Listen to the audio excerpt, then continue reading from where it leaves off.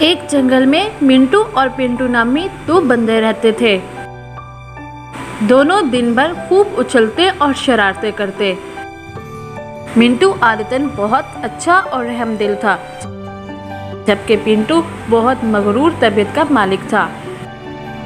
कभी कभी मिंटू इसे समझाता तो मिंटू कहता, मैं फुर्तीला बंदर हूँ, मेरी फुर्ती और ऊंची छलांग का कोई मुकाबला नहीं कर सकता।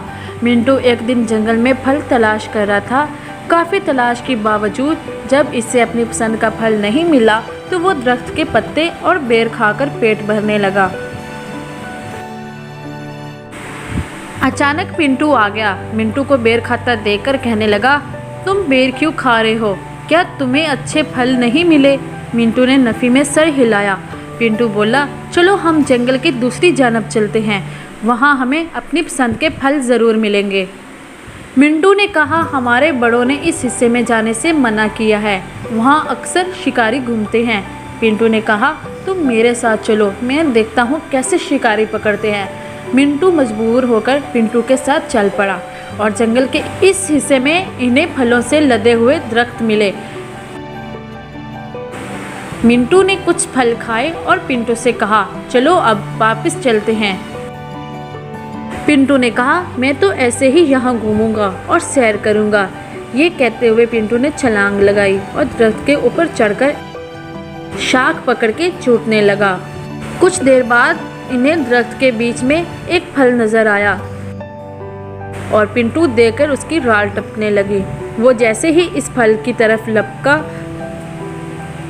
तो मिंटू बोला, पिंटू मुझे खतरे की बू आ रही है, तुम वहाँ ना जाओ।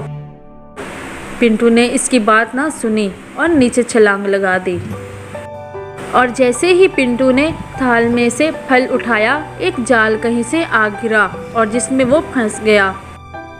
कुछ ही देर में एक शिकारी आया और पिंटू को जाल से निकालकर इसके गले में रस्सी बांधकर अपने साथ ले गया। मिंटू बेचारा दरख्त पर बैठा सब देख रहा था।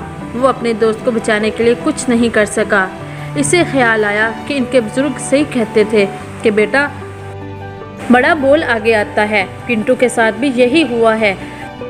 वो अपनी फुर्ती और चालाकी पर गरूर करता था, अब इसके काम कुछ ना आया। तो प्यारे बच्चों, हमें इस कहानी से ये सबक हासिल होता है कि हमें कभी भी गरूर नहीं करना चाहिए और अपने बड़ों का हमेशा कहना मानना चाहिए। तो प्यारे बच्चों, हमारे चैनल को सब्सक्राइब करें और बेल आइकन को ज़रूर प्रेस करें ताकि हमारी हर वीडियो की नोटिफिकेशन आपको मिलती रहे।